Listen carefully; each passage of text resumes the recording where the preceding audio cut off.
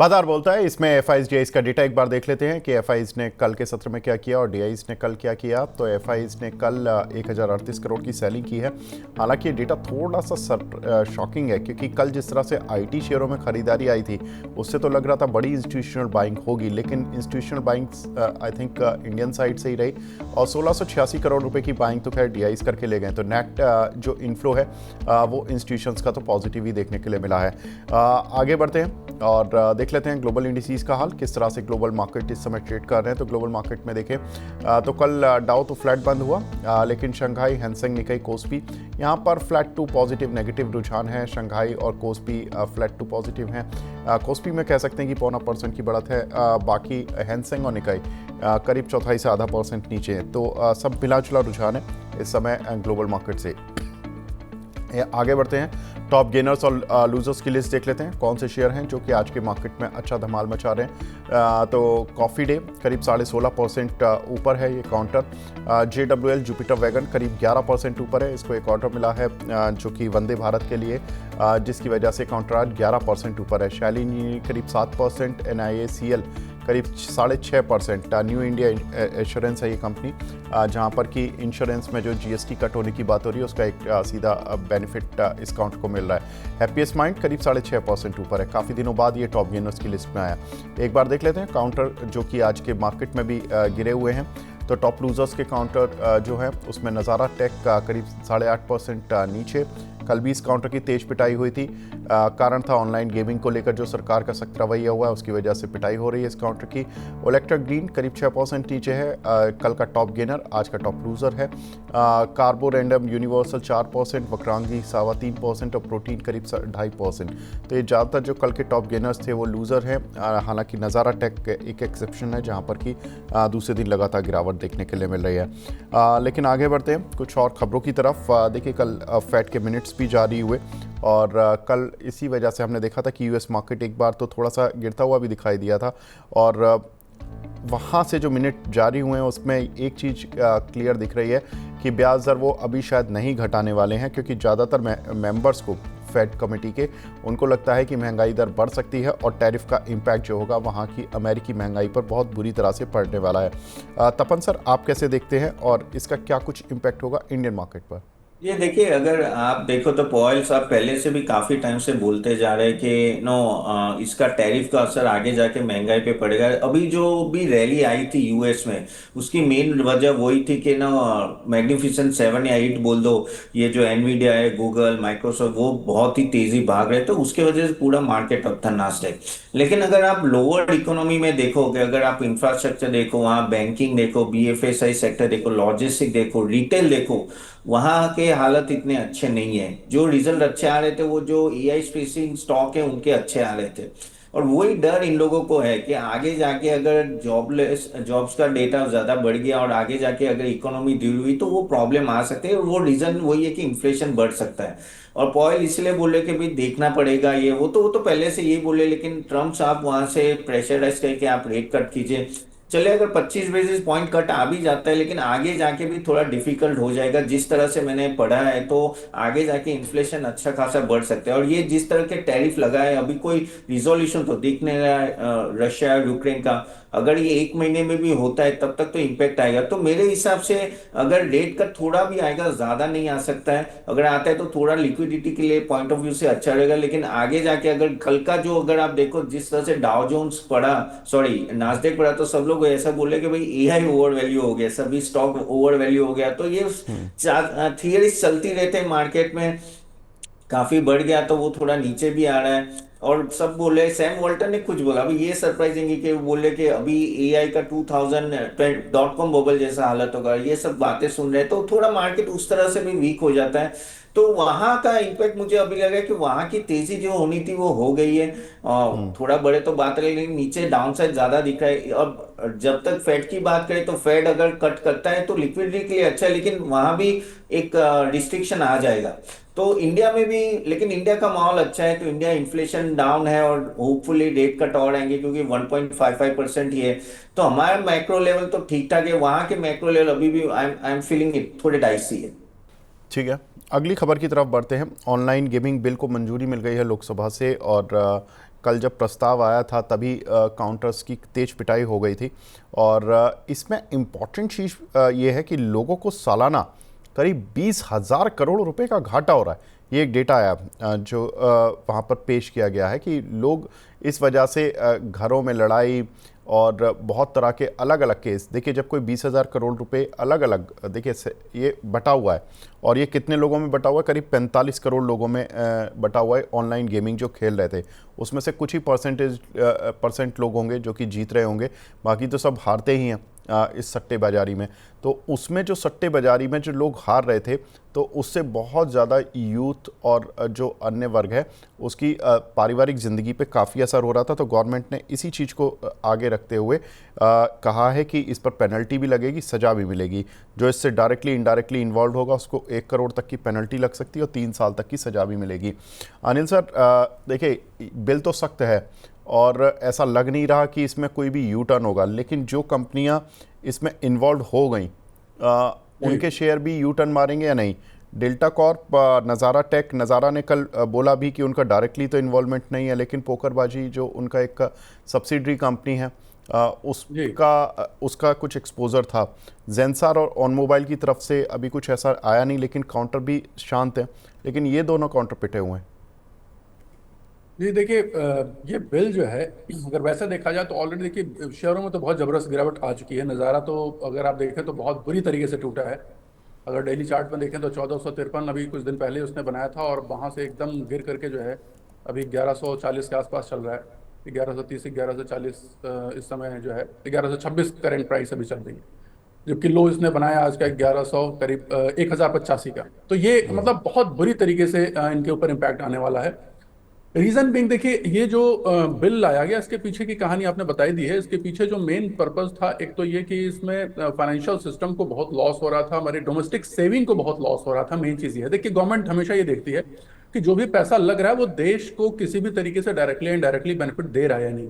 तो ये जो ऑनलाइन गेमिंग है ना, ये गेमिंग एक्चुअली गेमिंग के नाम पे ये सब कसिनो चल रहे थे। ठीक है, अगर ऑनलाइन बहुत से ऐसे ऐप चल रहे थे जहां पर कि आप बेटिंग करिए, आपको विनिंग मिलेगी, ये मिलेगी, वो मिलेगी, और इसमें लोगों की बहुत ज्यादा डोमेस्टिक सेविंग जो है वो जा रही थी। और इसमें यहाँ तक मेरे पास जो जानकारी मिली है वो भी ये भी है कि हमारे देश से बाहर पैसा जा रहा था। ये भी आपको, मेरे ख्याल से आपको भी जानकारी होगी कि जो पैसा है वो हमारे देश से बाहर जा रहा था। तो ये वही कहीं ना कहीं वो जेन स्ट्रीट वाली हालत है कि ऑप्शन का पैसा जो है सारा का सारा देश के बाहर जा रहा था। वहां पे 60,000 करोड़ का था, यहाँ करीब 20,000 करोड़ एक साल में, जैसा आपने बताया कि इस तरीके से लॉस हो रहा है। और उसका बहुत बड़ा चंक जो है आउट ऑफ कंट्री जा रहा था। यही वजह है कि गवर्नमेंट ने इसको एकदम से बैन कर दिया। इसमें बहुत से ऐप इन्वॉल्व थे, चाइना के भी कुछ थे, शायद कुछ बाहर के भी थे, अमेरिका के भी थे। तो ये सारी चीजों को ध्यान में रखते हुए गवर्नमेंट ने इनको जो है एकदम से एक तरीके से कंट्रोल किया। हाँ, इसमें जो डोमेस्टिक कंपनीज हैं उनको डेफिनेटली नुकसान हुआ है, और मुझे लगता है कि ये नुकसान बहुत जल्दी पूरा होने वाला है नहीं। इसलिए नज़ारा वगैरह में मुझे नहीं लगता कि तुरंत अभी मार्केट वो जो अपने प्रीवियस हाई पर ये पहुंच पाएंगे। थोड़ा समय लगेगा इनको, थोड़ा इनको अपने मॉडल्स चेंज करने पड़ेंगे।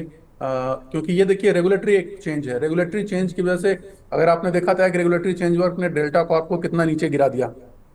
ठीक है, तो वो जो है वो आज तक उससे उबर नहीं पाया। अभी भी जो है वो उस हाइट से वो उबर नहीं पाया और वहां से वो अभी भी अपने लो के पास ही चल रहा है।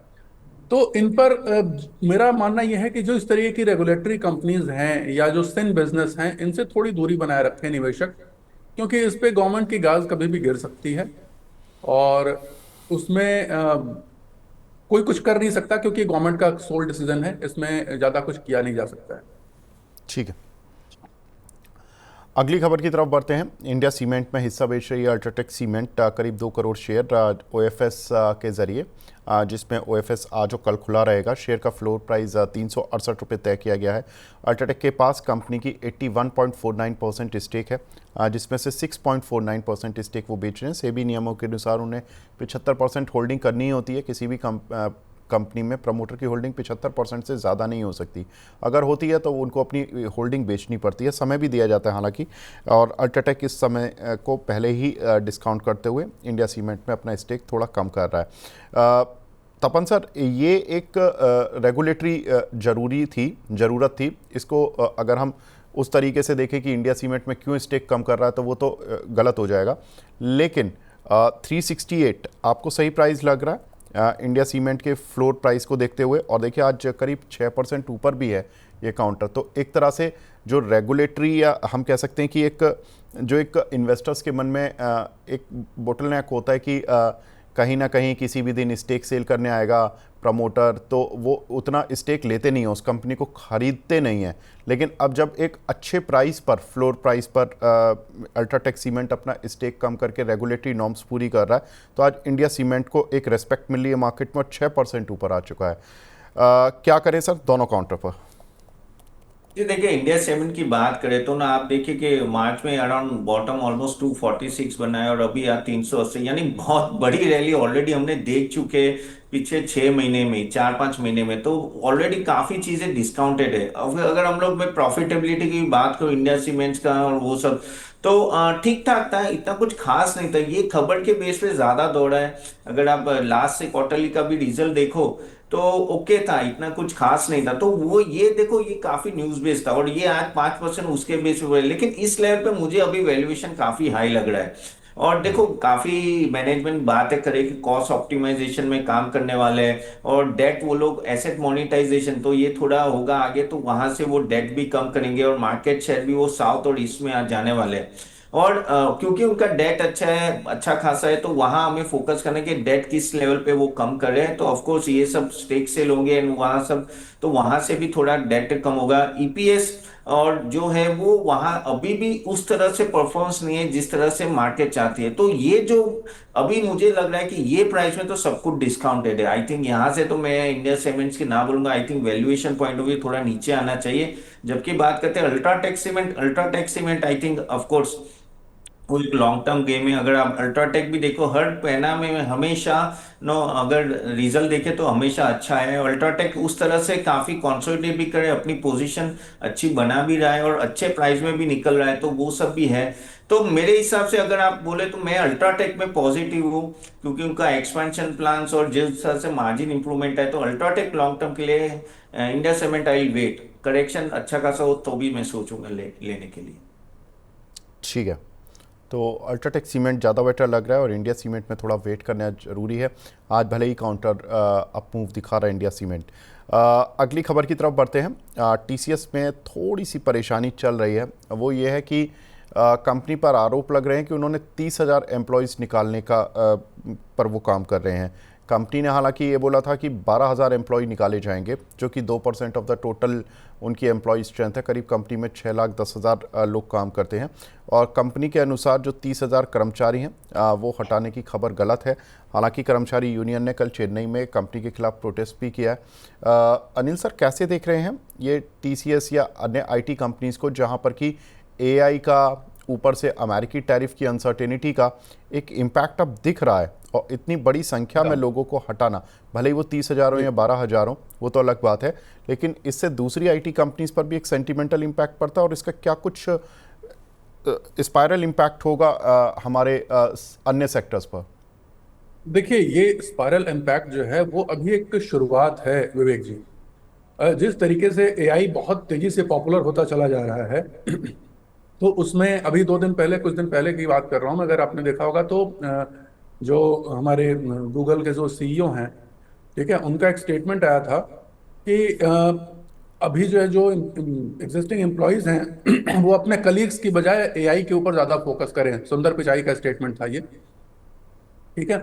तो कहने का मतलब ये है कि अब एआई के ऊपर डिपेंडेंसी बढ़ती जा रही है और रीजन ये है कि वो 10 लोगों का काम जो है वो मिनटों में कर दे रहा है, और कोई भी कंपनी अपनी परफॉर्मेंस को बढ़ाने में पीछे नहीं हटेगी, तो इसका यूज डे बाय डे बढ़ता ही चला जाएगा।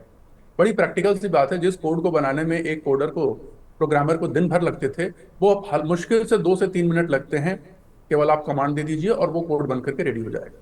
तो इसका नतीजा जो है आने वाले समय में देखिए विवेक जी, बहुत जगह पड़ने वाला है। और ये जो छटनी की शुरुआत है ना, ये भी केवल शुरुआती दौर है। आने वाले समय में बहुत और भी ज्यादा जॉब्स जाएंगी, और अब नई तरीके की जॉब्स वही चलेंगी जिसमें लोग एआई को एज अ टूल यूज करने में, जो लोग एक्सपर्ट होंगे उनकी हायरिंग हो, ठीक है। जो एआई के चीजों को बेटर तरीके से यूज कर पाएंगे, एक्सप्लॉइट कर पाएंगे बेनिफिट के लिए, प्रोडक्टिविटी के लिए, उनको हायर किया जाएगा। या फिर जो एग्जिस्टिंग लोग हैं, अगर उसमें वो ट्रेन कर लेते हैं तो वो बचे रहेंगे। अदरवाइज जो लोग इसमें कोप अप नहीं कर पाएंगे इस बदलते हुए माहौल में, वो डेफिनेटली आने वाले समय में उनको धीरे धीरे कंपनियां जो है वो निकालेंगी, क्योंकि सीधी सी बात है, जब एआई सक्षम है 10 लोगों का काम करने में अकेले, तो फिर 10 लोगों को हटा करके वो एआई को ही डिप्लॉय किया जाएगा। तो ये इसका जी। दूरगामी परिणाम यही हुआ, देखिए आने वाले समय में कंपनियों की प्रोडक्टिविटी तो बढ़ेगी डेफिनेटली, लेकिन ये ले ऑफ का दौर जो है वो चलता रहेगा, ये धीरे धीरे होगा। तो सर कंपनीज के मार्जिन्स पॉजिटिव साइड पर जा पाएंगे, या ये कंपनियों का केवल एक महज अपनी कॉस्ट कम करने का तरीका है, लेकिन उनका रेवेन्यू भी कम हो रहा है तो इसलिए उनको कोई खास फायदा मिलने वाला नहीं है? देखिए अभी फिलहाल ये एक ट्रांजिशन फेज है, अभी एआई की शुरुआत ही हुई है, ये एक ट्रांजिशनल दौर चल रहा है। इसका जो उनको पूरा फायदा होगा वो फायदा आपको 1-2 साल बाद ही जाकर के मिलना शुरू होगा। ठीक है, क्योंकि अभी देखिए अभी बहुत कुछ अनसर्टेनिटीज चल रही हैं ग्लोबल लेवल पर, और जियो पोलिटिकल सिनेरियो में अभी आप देख रहे हैं कि बहुत ज़्यादा अनसर्टेनिटी का माहौल है। जब तक ये सारी चीज़ें सेटल नहीं हो जाती, ये जितने टैरिफ वगैरह के इश्यूज हैं वो सारे सेटल नहीं हो जाते, जब तक ये इंटरनेशनल बिजनेस में एक स्मूथनेस नहीं आ जाती, तब तक कहीं ना कहीं उनके रेवेन्यू पर, उनकी जो ग्रोथ है, रेवेन्यू ग्रोथ और उनकी रेवेन्यू जनरेशन, इस पे इम्पैक्ट डेफिनेटली नेगेटिवली पड़ेगा। हालांकि उसको मैनेज करने के लिए वो कॉस्ट कटिंग में डेफिनेटली जाएंगे, और उसमें एआई एक बहुत बड़ा उनको एक हेल्प करने के, एक हेल्पफुल टूल की तरह वो देखा जा रहा है कंपनियों की नज़र में, कि एआई को हम ज़्यादा यूज़ करें जिससे कि हमारी जो है मार्जिन बना रहे, इवन अगर हमारी रेवेन्यू भी कम होती है तो भी।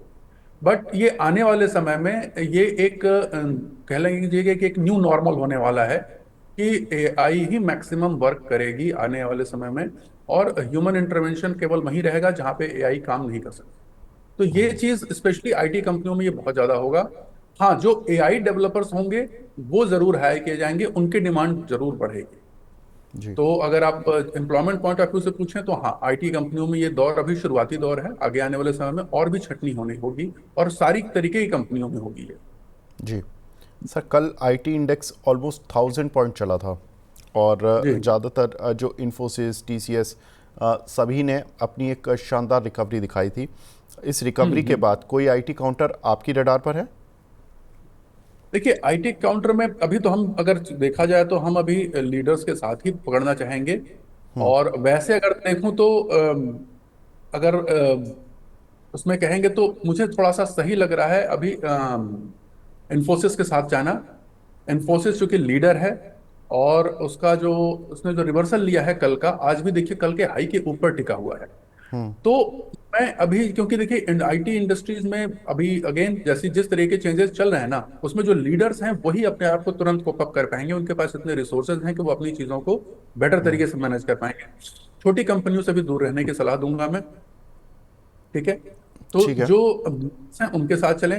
इन्फोसिस अभी भी मुझे सही लग रहा है, कल के मूव के बाद आज भी अपना मूव सस्टेन किए हुए है, कल के हाई के ऊपर ही अभी भी चल रहा है इस समय। तो यहां से वो कहीं 1600 के आसपास का एक अगेन टारगेट मुझे दिख रहा है, कि 1600 जल्दी ही वो पहुंच सकता है आने वाले समय। ठीक है, तो इन्फोसिस सर की तरफ से टॉप पिक होगी आईटी काउंटर में, जहां पर कि 1600 रुपये तक के टारगेट आपको देखने के लिए मिल सकते हैं। अनिल सर, आप हमारे साथ जुड़े, सर बहुत बहुत शुक्रिया हमसे जुड़ने के लिए और अपना कीमती समय देने के लिए। Thank you sir. बहुत बहुत धन्यवाद Vivek ji, have a great thank day. You. Thank you sir. आगे बढ़ते हैं और अगली खबर की तरफ चलते हैं। अगली खबर है जुपिटर वैगन पर, जहां पर कि देखिए हमने देखा था कि हमने इसको स्टॉक एक्सरे में भी शामिल किया था 2-3 दिन पहले, और ये काउंटर आज करीब 12% ऊपर है। और इसमें खबर ये है कि कंपनी की आर्म को जुपिटर टाटा वैगन का को rail wheel factory has received a letter of intent for supply of total 5376 wheel sets for Vande Bharat train for an order value of approximately 215। Problem ये अच्छी बात ये नहीं है कि ये 215 करोड़ का ऑर्डर है, क्योंकि कंपनी की ऑर्डर बुक तो 6000 करोड़ की है, लेकिन वंदे भारत जो नाम आता है उससे थोड़े से जो आई बॉल होती हैं वो उस साइड पर चली जाती हैं, जिसकी वजह से काउंटर आज मूव दिखा रहा है। तपन सर, कैसे देख रहे हैं वंदे भारत का नाम इसके साथ जुड़ना? पहले भी जुड़ चुका है लेकिन इस बार जुड़ा है, तो क्या इसको ये मूव आगे सस्टेन कराएगा, या ये महज एक 215 करोड़ के ऑर्डर की तरह सोचा जाए इसको? नहीं देखिए, इसमें विवेक जी क्या हुआ है कि अगर आप पिछले टाइम का रिजल्ट देखो, टीटागढ़ का देखो या जुपिटर, दोनों के बहुत ही खराब रिजल्ट आए थे। One of the main reason उसके व्हील सेट जो उनको मिलने चाहिए वो टाइम पे मिले नहीं थे सप्लायर के एंड से, और काफी हद तक उनका ऑर्डर डिले हुए थे। मैंने इनकी मैनेजमेंट कमेंट्री भी देखी थी, उन्होंने बोला कि I think next quarter onward will set time पे आएंगे and will be doing much much better. बिल्कुल। अभी ये जो आज एक तरह से पुश आया, एक तरह से कह सकते हैं स्टॉक्स बहुत ही गिर गए थे, दोनों टिटागरा और जुपिटर देखो तो अच्छे खासे गिरे हुए अपने टॉप से 35 to 40%।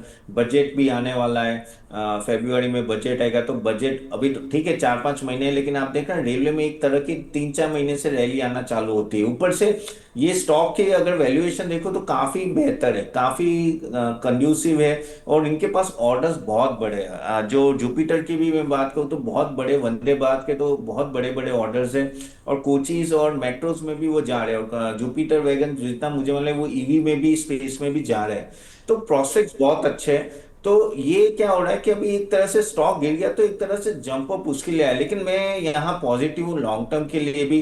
अगर क्योंकि लास्ट टाइम जो मार्जिन में कॉम्प्रेशन आया था, ऑलमोस्ट आप देखो तो 40% का कॉम्प्रेशन आया था, और 6% से भी एस्टिमेट से मिस हो, तो वो I think next few quarters में आई थिंक रिकवर होगा।